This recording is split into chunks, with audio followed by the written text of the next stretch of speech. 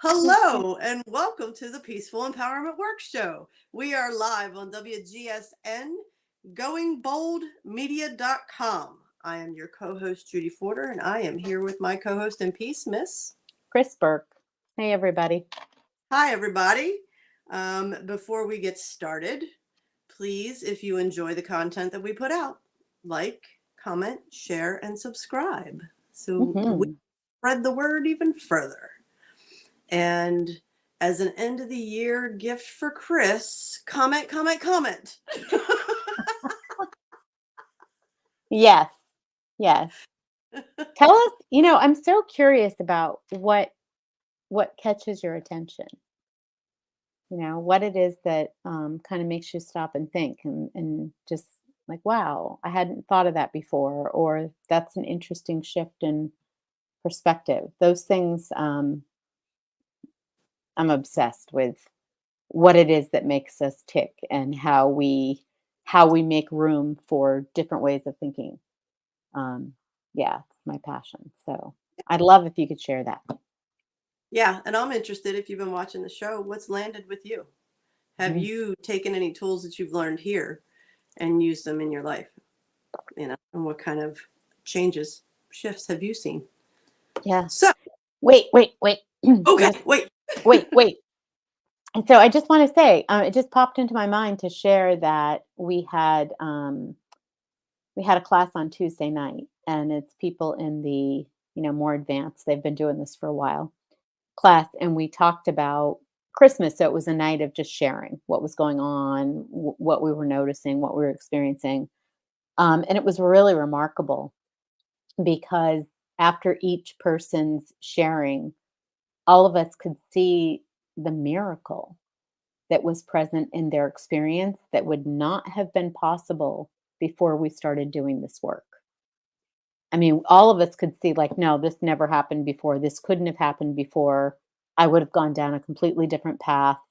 It would have been stressful. I would have been frustrated. I would have been upset. I'd be telling you stories of all of the things that went wrong, all of the bad things Uncle Tom did, or Aunt Susie who, or, whatever.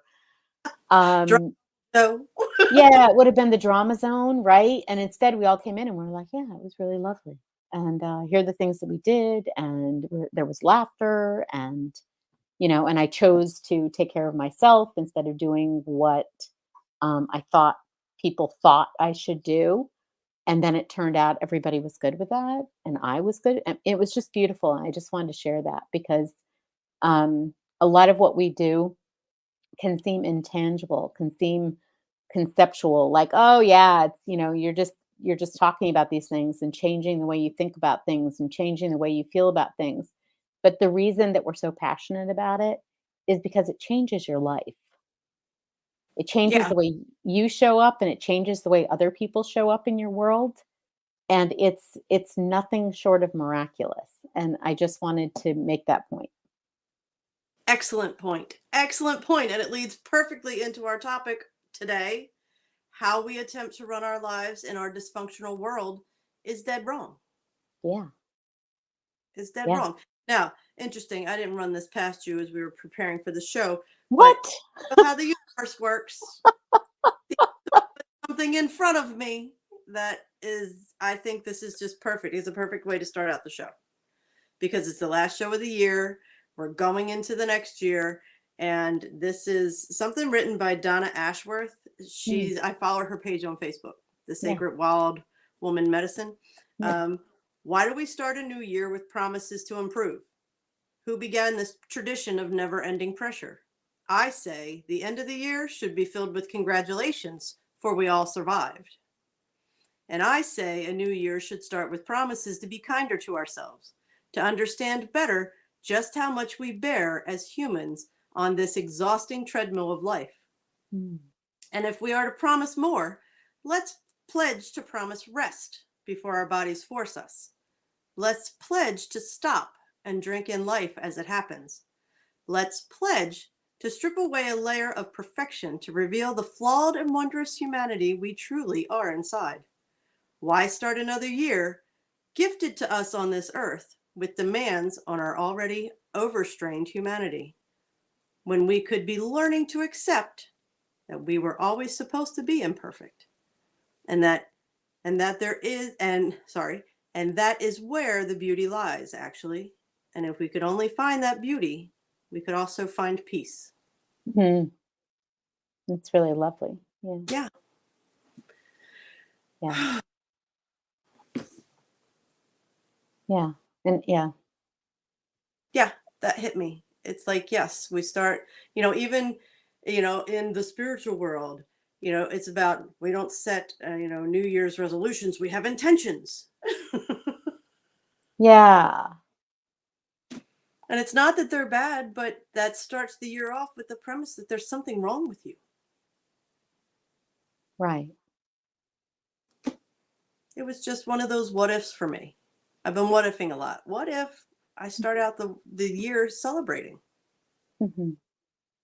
in true celebration of, we made it through some hard shit. Yeah. Yeah, we did. We are, Hmm. right? Um, yeah, and then there's that piece of uh that the imperfection that we imagine is perfection that we cannot perceive, Hmm. right?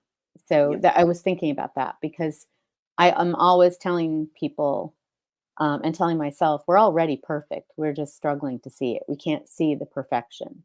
And so this idea of don't be perfect, it's like you can't not be perfect. You are, but can you see the perfection in being exactly who you are, Yeah. right?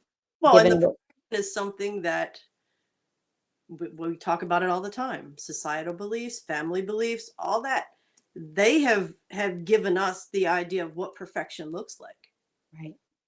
So when you're saying we already are perfect, we have to peel the layers, just like we have to peel the layers of all the influences that made us Yes, believe we. yes, yeah, absolutely. All of the stories of victimhood, all of the stories of being powerless, all of the stories where we were not at some level of our being participating in directing the play, Mhm. right? So we may not know at the conscious level what we're doing. We know that we're conscious of about 10% of what the contents of our minds at any given time. And that's probably generous, right? 10%. Mhm. So we may not be conscious of what we're directing or how it's supposed to go or why we're making the choices that we're making. Um, but that doesn't mean that it's not happening for us so that through our struggle, we can discover what we're made of. We discover our beauty and our strength and our power through our struggle, right? If we just got up in the morning and somebody handed you a magic wand and they were like, oh, now that your thoughts and your emotions and your body and your spirit are clean and clear, you can just create whatever you want, right? And just use this little tool. You'd never find out, you'd never come to appreciate how incredible that is, right? It's the struggle that makes us go, wow, Mhm. it's amazing to be human. Really amazing. And if we haven't learned, if we keep like trying to fire up our magic wand and we keep frying ourselves like here and there, so we're learning, right? Mhm. I mean, we haven't figured out how to master it yet. We don't have mastery of our mental, emotional, physical, and spiritual aspects yet. So we're creating realities that we don't so much want. Right? But we will struggle in those realities and we will suffer in those realities and we will blame Tom, Dick, Sally, and the dog Fido too for those realities until we really embrace this reality that we're creating it and Mhm. that we're just learning. We're not doing anything wrong. We're not flawed. We're not imperfect. We just haven't achieved mastery yet. In part because in this dysfunctional world that we live in, we haven't acknowledged, number one, that it's dysfunctional. Mhm. Yes, when we look at the reality of, yeah, that's what it is, then, like we've been saying, when you see the truth of a situation, then you can decide how you're going to move forward with it. Right. when we can admit this isn't working. It goes back to our shows. How many times have I referred back to doing that life inventory of what's working for you and what's not? Yes. The things that aren't working are the things that are dysfunctional. Right. And just because everybody else is doing it doesn't mean it's not dysfunctional. It absolutely does not. And actually, let's take a look at the map. Let's get on the map, the 4 quadrants. Cece's asking if we want to show you the vehicle, and we do, but first let's ground it in the map. Okay. It's so funny. I just saw the little chat comment. There we And go. it came in at 11:11, Cece. So you are inspired and aligned with the divine. Perfect. Yeah. Yeah. So our map's a little purpley today.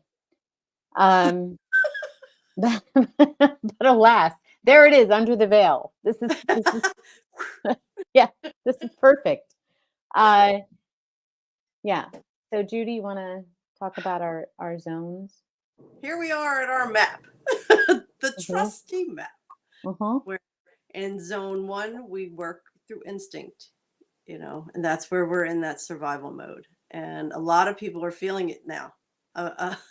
Now we've been saying this all along, but there has been a surge. I know I've seen it in the past 2 to 3 weeks, and I feel like it's that pressure cooker. The lid's vibrating and it's ready to blow because all these old emotions and things are coming up, and whether you're aware of it because you've been, awake and aware and watching the show, or even those around you that aren't sure what the hell's going on. People are feeling it. All these old instinctual survival techniques and programming that once worked for us, they're not working anymore. Right. So, in my world, I say people are losing their shit. Right. They don't know what to do with it. And this is where you can get caught in that energy loop. And if you can remember to breathe, which is very difficult when you're in that loop, it's funny because they're showing like somebody smacking your face when you're in that loop. Just it's something that doesn't actually have to physically smack you, but an energy smack. Yeah. Stop the cycle for a second. That opens the window for you to go to zone 2. Right.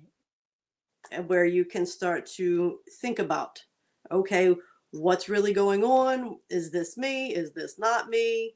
How can I fix it? This is when we get into fix it mode. And anger is expressed. You have all the emotions right there. We go into fear, anxiety, anger, desire, all these things. And it's like, oh my gosh, how can I fix this? How can I fix this? How can I fix this? And then in zone 3 with intuition, you start to realize that you don't have all the information. So there isn't a whole lot that you can fix. And you start to become more curious and ask questions. Well, what if? Okay, I've always done it this way and it's not working out so great for me. So what if I try something different? And as you start asking the questions, your intuition starts to speak a little louder. And when you start to follow that guidance that you hear in that inner voice, the more you do it, it's like a muscle, the stronger the intuition gets. The more you trust, the more information you get. And that will move you into zone 4 with inspiration, where you're living this life completely guided by source, by intuition, your higher self. And your life, I want to say your life flows openly and easily. Does it mean there aren't some difficult bumps that we hit? Of course. But you're able to handle them from a different point of view. You recognize where you are. You move yourself with grace through the zones to get yourself back to that alignment. Right. Yeah. That inspired and aligned life. When you decide and you've mastered how to be truly inspired and aligned by your higher self, you do flow through life and things happen, but you don't get upset the way you used to because it's just not, it doesn't feel personal. You don't feel like it's proof that you're not good enough. You don't think somebody else is doing something to you, right? It just becomes this whole like, okay, Well, and you understand you're the master of your life. You're creating your life. So if something uncomfortable happens, it's because, for me, I'm missing something.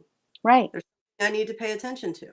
right, right. It's good information. All of Yeah, it is good information. Sometimes it makes you mad that it's good information. Right? absolutely. I mean, we'll say that. It's like, "Ah, it's me again." But think about the power of, yes, it's always us, and if we can shift into that place of wanting the information, wanting the reactions, the thoughts, the feelings, the actions and reactions of living our lives, because that's good information about how we can make little adjustments and tweaks so that we can become more masterful about directing our lives. um that changes everything, Mhm. because now you're not trying to go over here and convince yourself that things are different than they are. You're standing right in the middle of your life and saying, okay, tell me more. Yeah. Truth, love, and joy. Hmm. When you're not afraid of truth, everything changes. Yeah. When you're not afraid of seeing it, when you're not afraid of speaking it, everything changes. Hmm. It makes life so much easier. It does. It does. And I hear a lot of people out there. I hear we have this sort of collective inner child that spoke up and spoke truth early in life and got scolded for it or got ridiculed or ostracized or all kinds of things we might experience. And we talked about the elephant in the room, and we got scolded for, we don't say that. Don't say that. Or even you were gaslit and told you're wrong. Your perception was wrong as a child. So the idea of truth can be really scary. It's like, no, I tried truth when I was a kid and it didn't work out very well. Right. Well, now you're here as an adult in your own experience. And when somebody else tries to question or deny or reject or dismiss your opinion, you get to stand here and say, no, thank you. Mhm.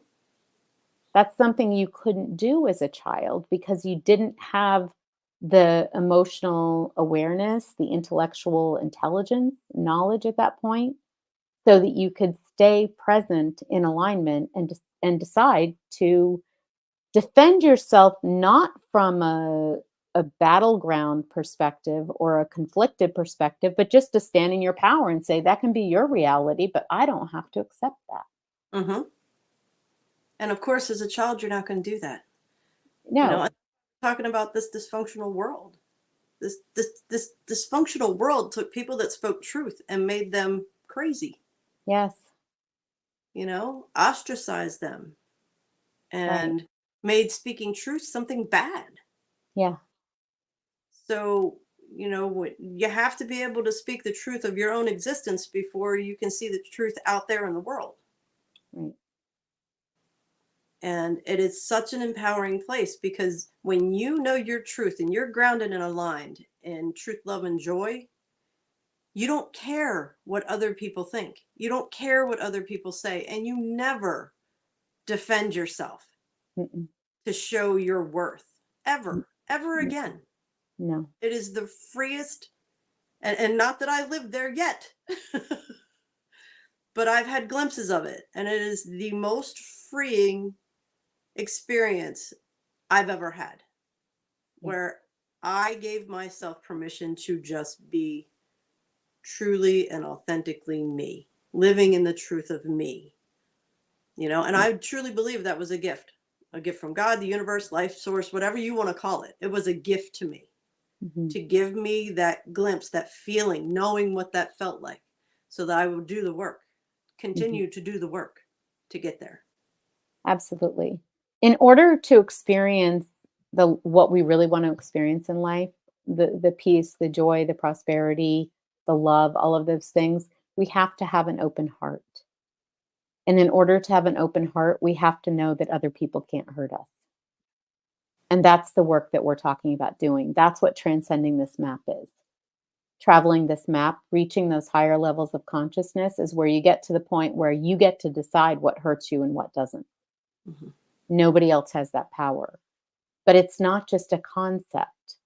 It's a reality, it's an experience, but you have to experience it. You have to develop the tools and the skills. You can't just say it, right? It's one of the things that we often talk about, things going on in the spiritual, community. A lot of the things that we learned is that people have the bumper stickers, right? But they're not living it. They're not experiencing it.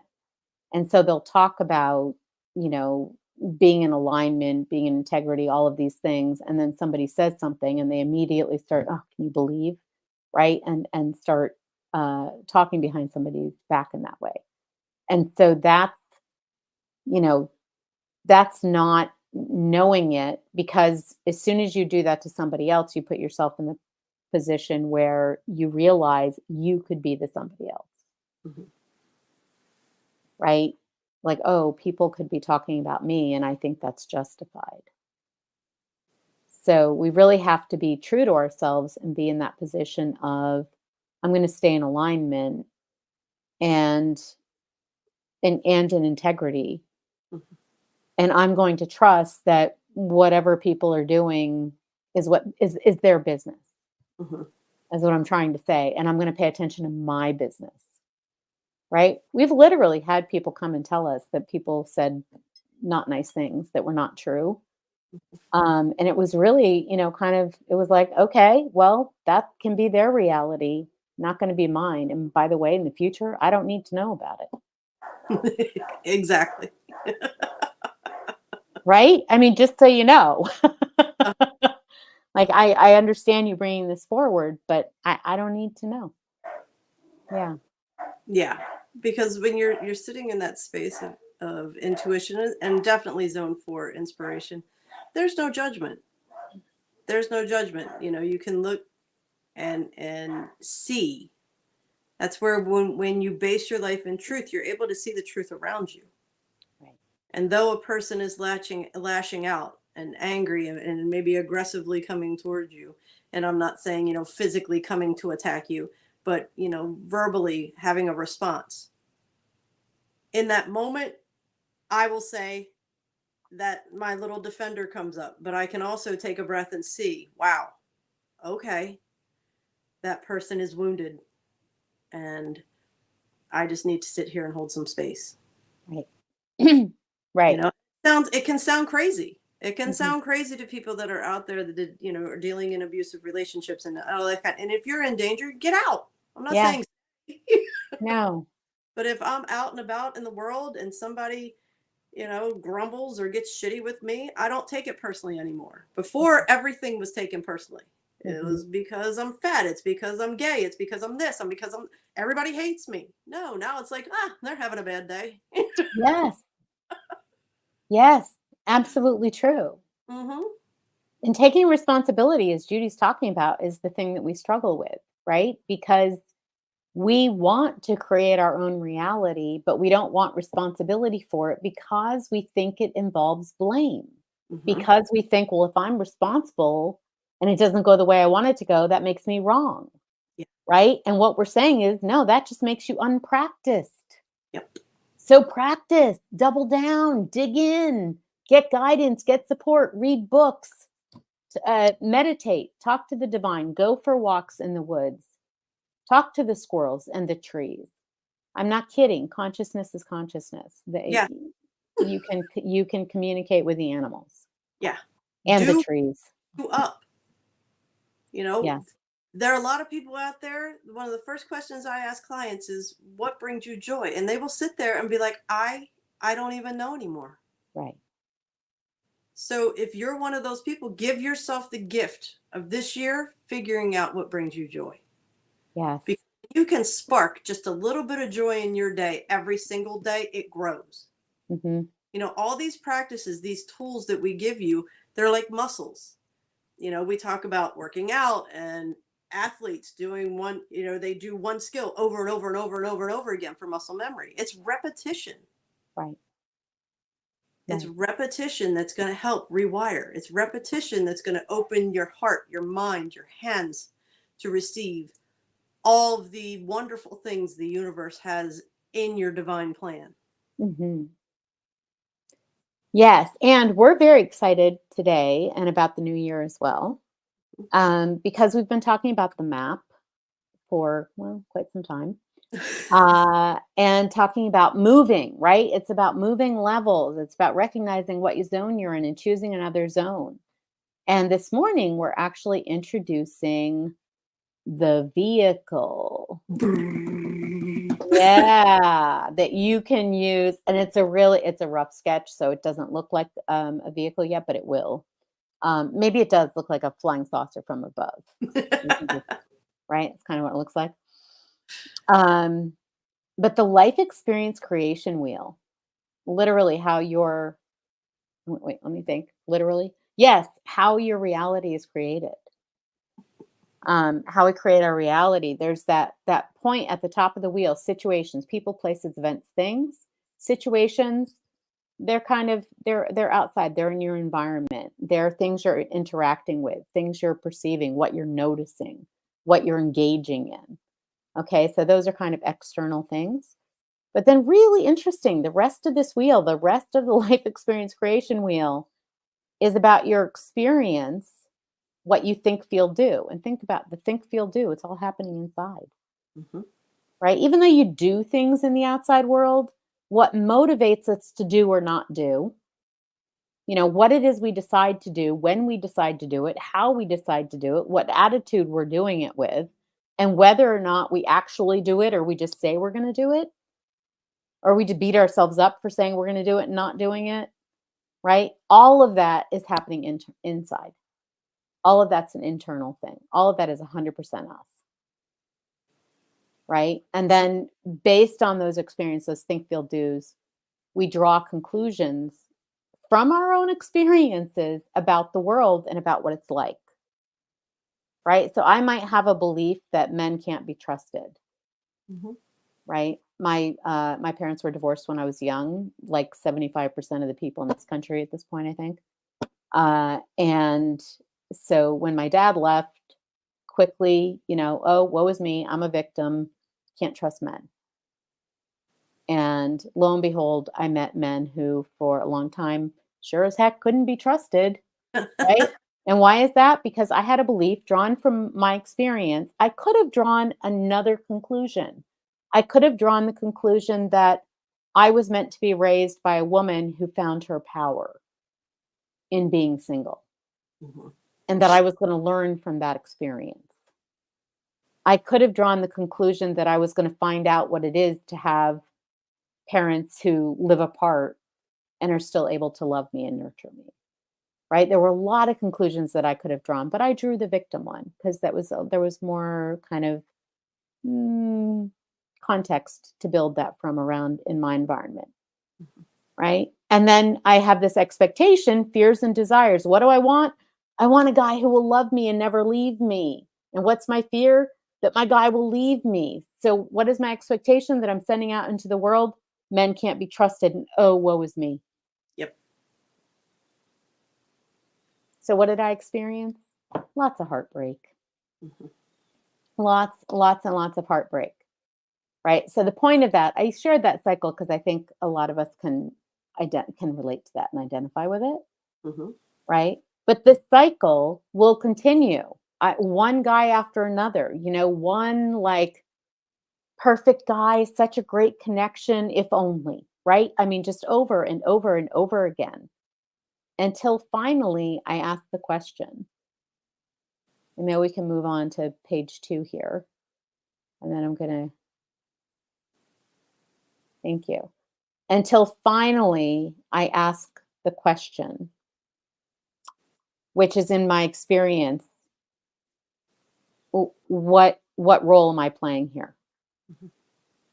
Why does this situation keep happening over and over and over again to me, but it's not happening to everybody I know? What is it about me? Right? And Judy, you want to take us around the exploration zone? I mean, when you ask that question, what is it about me? Whoo, it's a loaded one. Yeah. Because that's where you have to really dig into your beliefs. How do these people, how is this pattern repeated over and over and over and over and over again? What's the common denominator here? Me. Mhm. How can I attract somebody who's going to love me? That was mine. Mm. How am I going to attract somebody who loves me for me and blah, blah, blah, blah, blah, blah, blah, and it gives me this and shows me that and yada, yada, yada. Well, when it was like, okay, how is this happening in my life? I had to look at my belief, and my belief was I'm not lovable. Right. My belief was you can't be happy unless you're thin, and I'm not thin, so nobody's going to love me. I'm not lovable. So the expectation was, again, I wanted somebody to love me, yet I didn't love myself. How can I be? I'm not lovable. So you attract people that, I mean, they loved me. They loved me the best they could that I would allow. Mhm. And it wasn't until I started doing the work and digging deeper that I realized that was on me. So it was, I had this belief that I'm unlovable, the expectation, I desired people that loved me, yet I expected people that I'm not lovable, so it can't happen. So situation after situation after situation was, me creating this belief that I had to, either with acts of kindness or whatever, I had to buy people's love and affection and friendship. So I was on constant output, output, output, output. And even when people did try to show me love, it was like I kept them at a distance. Yeah, So, Teflon, not even notice if you're able to receive a compliment, like genuinely receive a compliment, or do you dismiss it? right. Oh, it's just something I've always done, or it wasn't a big deal, or, thanks, but, Hmm. Yeah. right? The redirect. Yeah, yeah, But you did all the blah, blah, blah, blah, blah, blah, blah. right, exactly. No, let's celebrate you and let's put me down Hmm. because that's the pattern, what my pattern is comfortable with. Yeah. Yeah. Yeah. So once I was able, and it was the belief, it was really getting, I had a spiritual teacher look at me and say, why do you loathe yourself? Mhm. And I actually laughed and I was like, well, I knew that I didn't really like, blah, blah, blah, but I didn't loathe. That's a pretty heavy word. And she's like, it's pretty heavy. And it really made me dig into the reality that that's the energy I carried, and started doing the work to, at least, I wouldn't say I loved myself immediately, but I started to at least like some things about me. I always like my hair and my eyes. That's a good go-to. Mhm. But it was once I started to shift the belief, then the expectation started to change, because it wasn't about other people loving me. It was about me loving myself. And Exactly. when I could start to love myself, I was finding myself in situations where not only were the people around me that have always been trying to show their love to me, were they still there, but I was attracting new people that just loved me for me, Yeah. the goofy ass that I am. And I was allowing myself to take it in. So Yeah. from that, my experiences, my whole life has changed. Mhm. Yeah, and this pattern, this wheel, it's operating in a zone. It's operating in one of the realms, right? We're either in an intuitive cycle, an instinctive cycle, an a intellectual cycle, an intuitive cycle, or an inspired cycle. We're in one of those. And the way to move when you're in a pattern and relationships with other people is kind of what we're talking about here. Our love relationships, which can be family, which can be partners, right? Whatever it is. When you're in that and you're not getting the experience that you want, what we're saying is, what are the other possibilities? What would you like instead? How do you write beliefs that would support that happening? How do you create new beliefs? that would actually support these possible experiences that you're imagining? And how do you use your imagination to reset your expectations, to reset what you're putting out into the world? That you can actually say, now that I'm focusing on these new possibilities and I have these beliefs that support it, I imagine the universe is going to deliver this. It's going to look something like this, right? Or better. It's going to be something along this. And then we're going to project that out into the world, and we're actually going to be looking for it. And because we're looking for it, when it shows up, we're going to see it.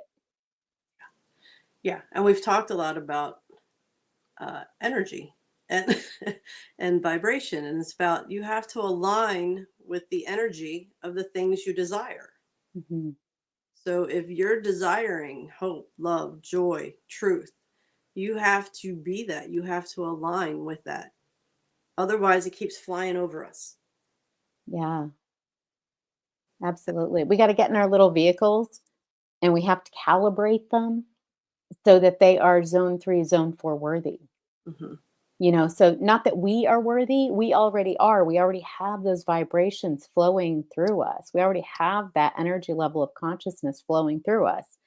But if we're in the heavy emotion and we've got heavy thoughts and we're taking action that aren't life supporting, life enhancing, life expanding, then we're stuck in this energy. And exactly as Judy said, all of the good stuff is just flowing. It's just buzzing over our heads because we're just not able to participate in it. It's at a higher vibration, a higher frequency. Yeah, it's like I'm seeing a road going around a mountain.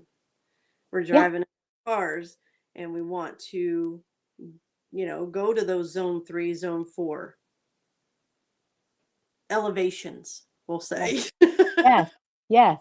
But we might find ourselves stuck. We went off and we're just going around in circles down there at the zone 1. And then all we need is a little burp, a little bump that'll jump us on to that spiral again and get us going back up the mountain. Yeah. And it can be any one of these things. Any one Yeah. of these things, change what you're watching on TV. Oh, How about huge. how about don't watch TV? Only watch things that make you laugh, bring you and make you feel light. It was Mhm. funny because 2 years ago I was stuck in this loop of watching Law and Order, which was very strange to me, but it was I don't know what it was all about, but it was something that I did, and now it's like I can't even think about watching it Right. because it's heavy. Yeah. And Yeah. I It's don't tragic. Yeah, it's tragic, dramatic, and it's heavy, and I just passed right by. I watch things that make me laugh. I watch lighthearted things that I like things that activate my mind and all that kind of stuff. Jen laughs at me because I watch Heartland. Right. Heartland's good stuff. It is, but it's things that when I just want to sit down and relax, I want to make sure I'm watching things that are going to promote that higher vibration now because I'm aware of it. I wasn't aware of it before. That's right. That's right. And the things that you're drawn to, the music that you listen to, the programs that you watch, those things that you're drawn to are also telling you about the vibration that you're in, Hmm. right? It just tells you like if you want to watch a lot of violence, um, a lot of aggression, you want to watch crime scenes or you want to watch accidents where lots of people died. There's lots of opportunities to watch that kind of stuff. And if you're watching all of that, you can be sure that your vibration is really low. Because I know for me, I don't want to see tragedies. It's not that I'm in denial about their reality. It's just not where I want to focus my energy because it's not the experience that I want to expand in my world. I want to expand the pathway to the higher experiences, and then I want to take the hand of as many people as I possibly can and say, "Here, come this way with us." It's not abandoning people who are driving around the base of the mountain in traumatic experiences. It's saying the more of us create critical mass of a higher level of being, the easier it is for all of us to make that ascension. That drive. Yeah. Yeah. It's funny because I just heard, you know exactly why you were watching Law and Order SVU, because I was seeking justice. There has to be justice. There has to be justice. Ah, Very angry. And I wanted to see that, there was justice. You paid for the crimes that you committed. yeah. So interesting, right? Hmm. And so zone two. Yeah, very zone two. Yeah. Very. Which is what most television is, right? So we should say most television is the zone two situation where they're like, if this, then that. And it's always cause and effect in a very black and white way. Whereas these higher dimensions, there's never just two choices. Right. There's never two sides to something. There's always infinite perspectives, and what we choose to focus on is very important. And if it really were just tossing a coin to decide which side you were going to be on, then we'd be screwed. But it's not that at all. No. And Kris, it looks like we have come to the end of our final show of 2023. Wow. Yeah. I feel like I need one of those things like, whoo,